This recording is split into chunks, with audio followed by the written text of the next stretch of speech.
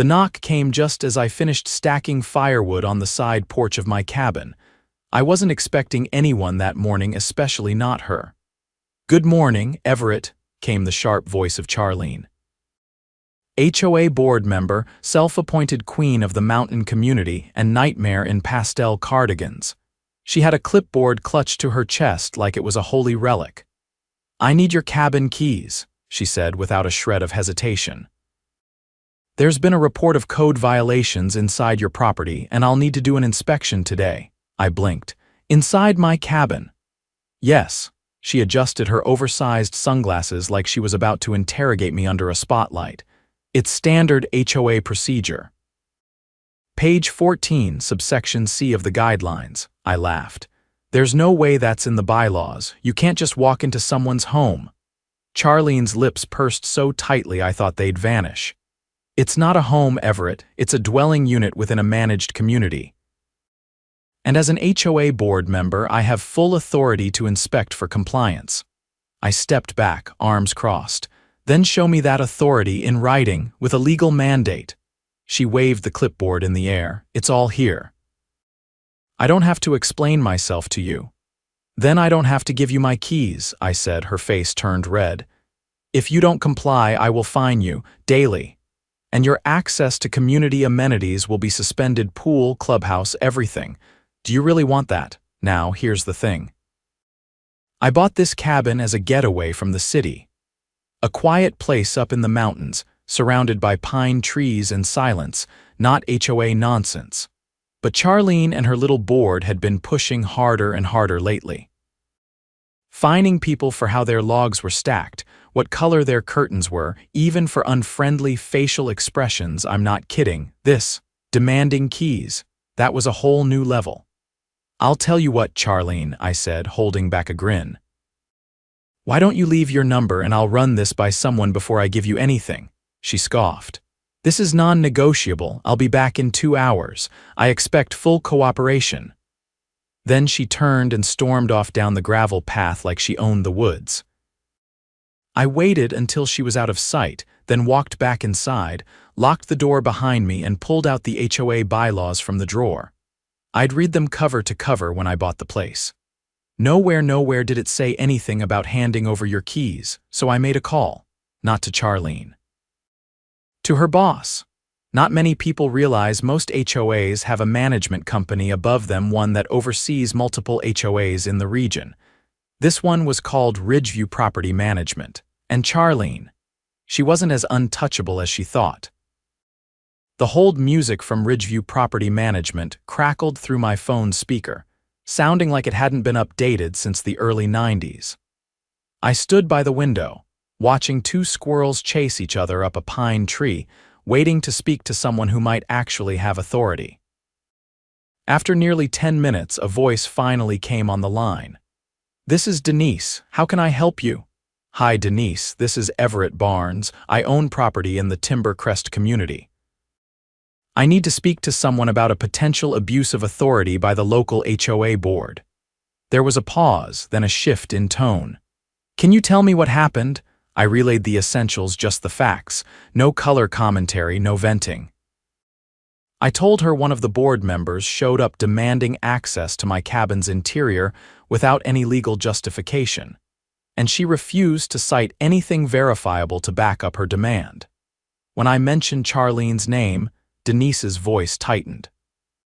"She submitted more than her share of unusual requests," she said quietly before catching herself. "Can you email us a written summary of what happened? Include the time she arrived, what she said, and confirm that there was no warrant or official documentation." "Already typed up," I said. "I'll send it now. Please do. And Mr. Barnes, just so you know, unless there's a court order or emergency safety concern, no one from your HOA has the legal authority to enter your home. That includes all board members." That was all I needed to hear. I hung up and sent the email with screenshots of the cabin's bylaws, a photo of Charlene from my doorbell cam, and a time-stamped note of everything she said. I didn't expect fireworks, but I figured it would at least put her on their radar. I went about my day, chopping kindling and patching a leak in the gutter, until just before 2 o'clock. That's when Charlene returned right on time, wearing a different cardigan but the same look of control-hungry determination. "I'm ready for the inspection," she said without greeting. "And I'm still not giving you my keys," I said, calmly leaning against the porch rail. "Also, Ridgeview's aware of your request. They're investigating." Her face flickered with something close to panic, but she covered it fast. "I don't report to Ridgeview. The board has its own authority." "No," I said. "The HOA operates under Ridgeview's oversight. You're not a sovereign nation, Charlene. You're part of a managed property group, and you just attempted unauthorized access to a private residence." She looked toward the trail behind her, where someone else was approaching. A man dressed in slacks and a light blue Ridgeview jacket stepped into view, clipboard in hand. "Miss Langford," he said as he approached, "I asked you to stay off-site until this matter could be reviewed internally." Charlene's jaw clenched. "I'm acting within my jurisdiction," she said. "You're not," he replied. "Ridgeview received multiple complaints this month about your conduct. This latest one crosses a serious line. You issued an internal inspection order without any vote, any due process, and no legal grounds." I watched her shoulders tighten as she turned to me. "You had no right to go above the board." "I had every right to report misconduct," I replied. The Ridgeview rep turned to me. "Mr. Barnes, I apologize. We're placing Miss Langford on administrative leave while we conduct a full review. Effective immediately, she is not permitted to act on behalf of the HOA or communicate with homeowners in an official capacity." Charlene started to protest, but the man wasn't finished. "We also found that she edited sections of the HOA's digital bylaws without board approval. Those edits included fabricated inspection clauses that don't exist in any legal HOA framework. We've archived the metadata. It's being forwarded to our legal department and, frankly, may involve law enforcement depending on intent." That last part made her finally shut up. The man handed me a printed notice confirming the investigation and her suspension. "If she contacts you again in an official capacity, call us immediately. We'll be notifying the rest of the board tonight." Charlene turned on her heel and stalked off down the trail, but this time her walk had lost that commanding stride. She looked smaller somehow, not physically, but in presence. Like the mountain wasn't listening to her anymore. I didn't celebrate. Not yet. I knew how these things worked. People like her didn't just vanish. They regrouped. Over the next few days, word spread through Timbercrest faster than a summer storm. Neighbors who'd once grumbled quietly were suddenly emboldened. I got visits from the couple who lived 3 cabins down, Cara and Vince, who told me Charlene once threatened to have their generator removed because it was aesthetic pollution. Another neighbor, Mr. Dunley, said she fined him for stacking his firewood too organically. Ridgeview sent out an official notice by the end of the week. It confirmed the suspension and included a call for homeowners to submit any prior incidents involving misuse of authority. They were conducting a full audit of board actions over the past 2 years. Turns out, Charlene had been manipulating more than just fake inspection clauses. The financial audit revealed she'd been rerouting fines collected from residents into a discretionary beautification fund, one that was supposedly board approved, but had no meeting minutes, no receipts, and no visible improvements to show for it. Over $18,000 had moved through that account. That's when Ridgeview brought in outside counsel and the county sheriff's office. I was asked to provide a statement, which I did in person. The deputy assigned to the case, a quiet man named Hobbs, had already interviewed 4 other residents by the time he spoke to me. "We're treating this as potential embezzlement and unlawful governance," he said. "Depending on what we find, charges could range from fraud to misuse of public trust." Charlene didn't return to Timbercrest after that. Her house sat dark for days, then a "for sale by owner" sign appeared by the road. No goodbye, no explanation, but the board didn't just fall apart. It changed.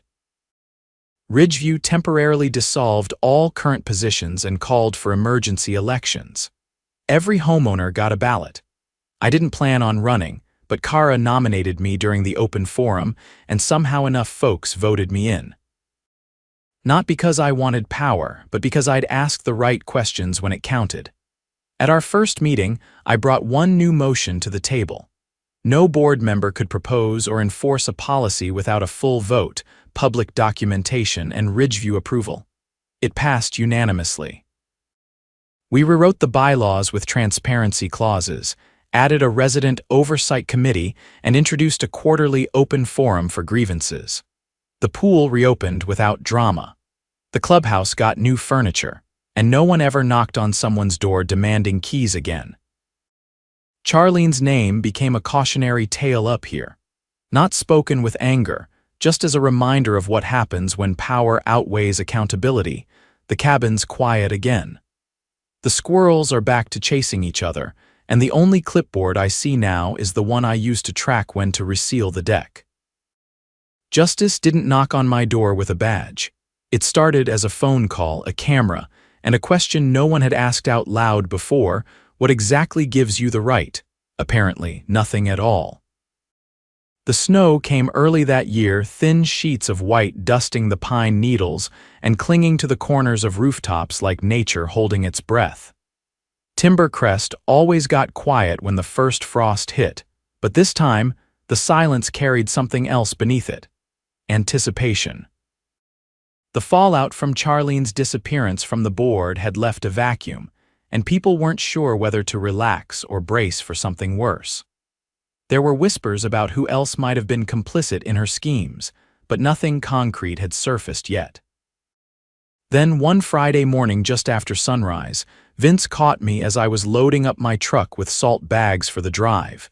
He had a folder in his hand and a look that told me breakfast would have to wait. "Everett, you got a second?" I nodded and leaned against the tailgate. "This came in the mail yesterday," he said, flipping open the folder.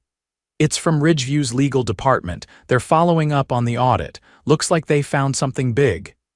Inside were scanned copies of financial statements, real ones this time. Not HOA records, but bank transfers flagged by Ridgeview's forensic accountant. Charlene hadn't acted alone.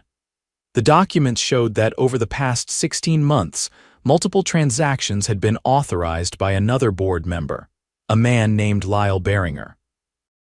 Lyall wasn't a name I'd thought about much. Quiet, kept to himself, usually showed up to meetings just to nod and vote.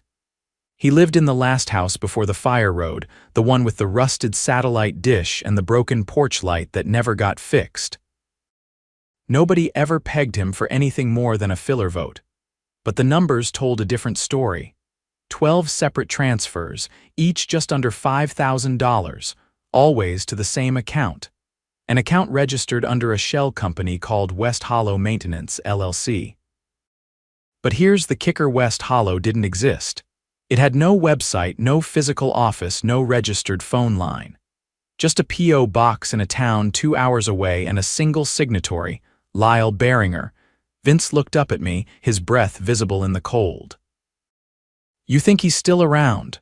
"He was at the last board meeting," I said.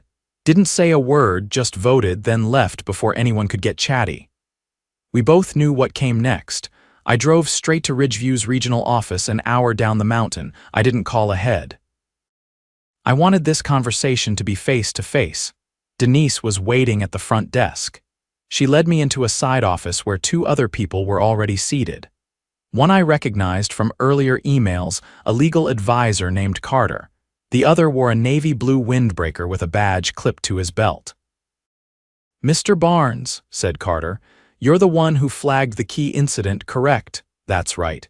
The man with the badge extended a hand. "Detective Monroe, I'm with County Financial Crimes. We've been assisting Ridgeview with their internal investigation." "You're here about the West Hollow disclosures." I handed over the documents Vince gave me. "I got these from another resident. He received them from Ridgeview's legal team." Carter gave a tight nod. "They were part of our audit package." "We just didn't expect homeowners to get them so soon." Monroe leaned forward. We believe Mr. Beringer created a fraudulent vendor account and billed the HOA for services never rendered. Lawn care, snow removal, tree trimming, none of it ever happened. According to Ridgeview's records, West Hollow maintained Timber Crest for over a year, but the work was either duplicated by real vendors or never performed at all. The total's just under $60,000. Why just under? I asked. Because once it hits 60, federal wire fraud charges kick in, he said. Looks like Lyall knew that. I let that settle in for a second. Is there enough to arrest him? I asked. Almost, Monroe said. We're coordinating with the DA. But we need one more thing, proof that he knowingly falsified the invoices. If we can find a draft, an edit history, or even a receipt showing he bought the invoice software himself, then we've got him cold. Carter turned to me. You're on the board now. Do you have access to any internal drives or legacy accounts Charlene and Lyall used? I might, I said. We still have the HOA's old laptop. Lyall used it for minutes and budgets. It's in the rec hall storage cabinet. No one's touched it since the audit started. Monroe's eyes sharpened. Can you get us in there? I didn't answer. I just stood up and grabbed my coat. We drove up together, me in my truck, Monroe and Carter following in an unmarked sedan. The rec hall was locked, but I had the board-issued key. Inside, everything was as we'd left it weeks ago.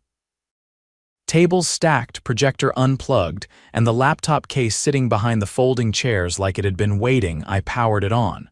Windows XP, password protected. Carter handed me a USB with a bootloader. Try this.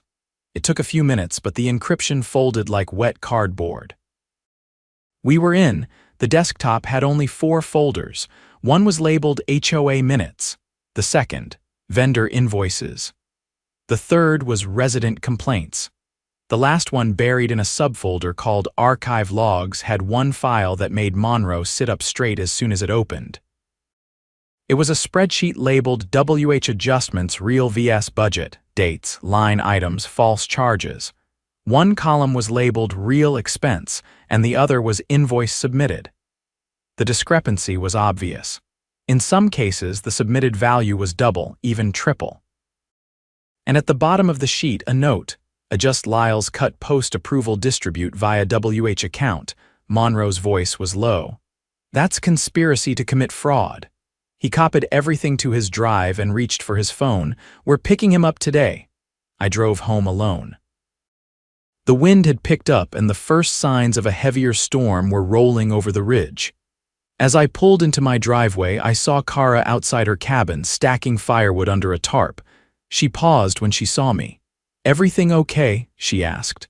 Better now, I said. But you might want to come to the next board meeting.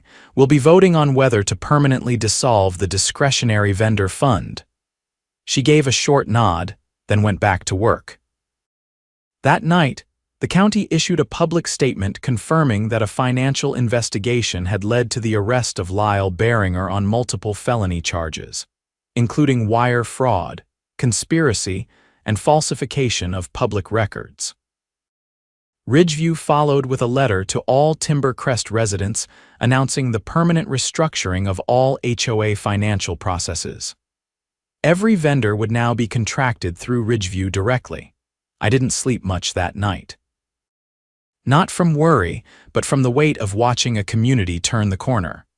The following week, I stepped down from the board, not because I was tired, but because I believed in what we'd built, and I knew it wouldn't fall apart just because the guy with the clipboard was gone.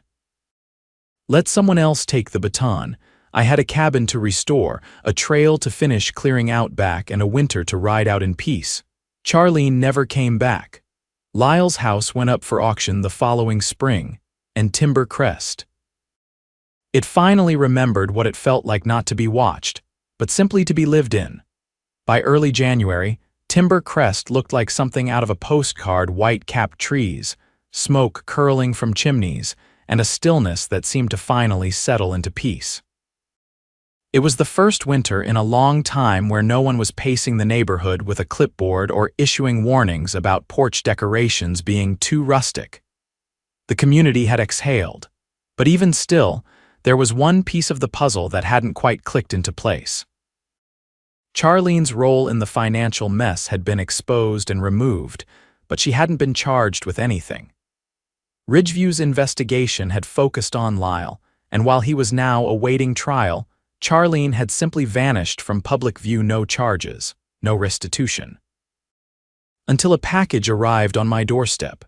It was early morning, and I had just returned from clearing a fallen branch off the trail behind my cabin when I found a thick envelope duct taped to my welcome mat. No return address, just my name written in blocky, stiff handwriting. Inside were two things, a flash drive and a folded handwritten note. I stood in the doorway, the cold air brushing my neck, and read, "If you're reading this, it means I'm done protecting her. I thought I owed her something. I don't anymore. Do what you want with it." No signature.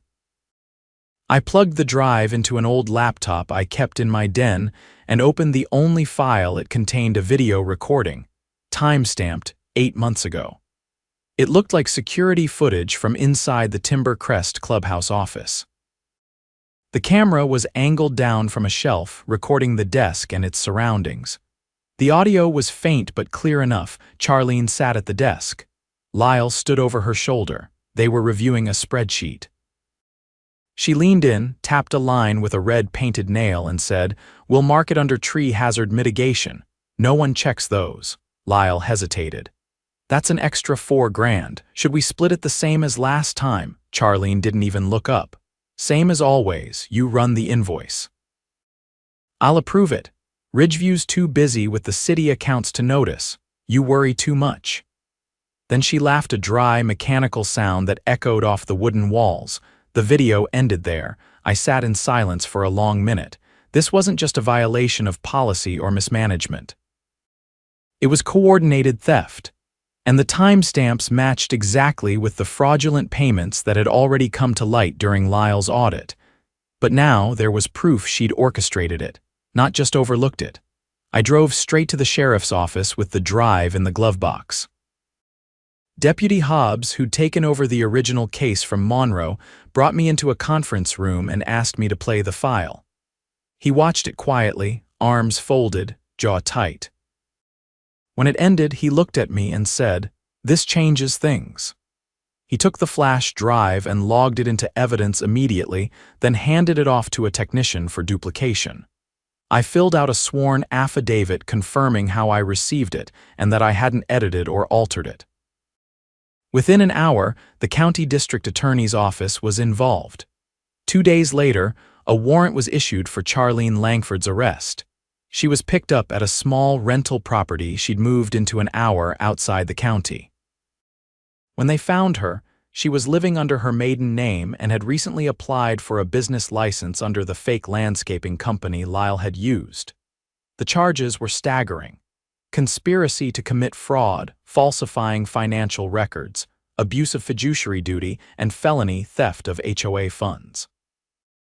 The DA's office bundled them together into a formal indictment and announced it in a press conference that aired on the local news. I watched it from the back of the Timber Crest Rec Hall, where a dozen neighbors had gathered around Kara's laptop. No one said anything until the prosecutor listed the maximum sentence. 25 years, she said. "We will be pursuing the full term." Mr. Dunley, who'd barely spoken in the past few months, let out a low whistle. No one cheered. This wasn't a moment for celebration. It was a moment of stunned relief, the kind that comes after years of subtle oppression. When the weight finally lifts, and you realize how heavy it had been. In the weeks that followed, Ridgeview sent in a legal liaison to oversee the final restructuring of Timber Crest's HOA. The discretionary fund that had been used to siphon money was permanently dissolved. All financial decisions now required a triple check system: board approval, Ridgeview confirmation, and independent verification by a third-party accountant. But that wasn't the most important change. We rewrote the charter. The new governing document eliminated opaque clauses, gave homeowners the right to vote on enforcement actions, and required all board communications to be documented and made public. We introduced term limits, mandated ethics training for all board members, and added a recall mechanism that allowed residents to remove any board member with a simple majority vote. Timber Crest was no longer a place where power went unchecked. It was a community again. One where no one could demand your keys without a warrant, where no one could fine you for how you stacked your firewood, and where no one could laugh while robbing their neighbors blind. I stepped down from my temporary board position at the end of the term and passed the gavel figurative, not literal, to Vince. He didn't want the job initially, but after everything, he said he owed it to the neighborhood. "I'll hold the line," he told me. "You just keep that trail out back nice and clear." I built a bench at the edge of the ridge behind my cabin. It overlooks the valley where the sun sets slow and orange behind the trees. That's where I go now in the evenings with a thermos of coffee and a pair of binoculars. Sometimes I see neighbors walking their dogs. Sometimes I hear laughter from the rec hall, and sometimes I just sit and listen. Not for trouble, but for the absence of it, because in a place like this, peace is earned. Not by fighting every battle, but by knowing which ones matter and making damn sure the right people answer for the wrong things. Charlene's trial began in spring. She pled not guilty, of course. Said it was all Lyall, said the video was taken out of context. But between the bank records, the witness statements, and the digital audit trail Ridgeview's tech team recovered from the old laptop, there wasn't much left to argue. The jury took less than 4 hours. She was sentenced to 15 years in state prison, with restitution required before parole eligibility. Lyall, already convicted, received a slightly lesser sentence due to his cooperation. The restitution fund was set up by Ridgeview. Every homeowner who'd been fined under Charlene's fabricated policies received a refund check, including interest. Some of the older residents cried when they opened theirs, not because of the money, because someone had finally held the line. The last time I saw Charlene was on the local news being led out of the courthouse in cuffs, her expression blank, her eyes fixed on nothing. The clip ended, and the station cut to a weather report about an incoming cold front.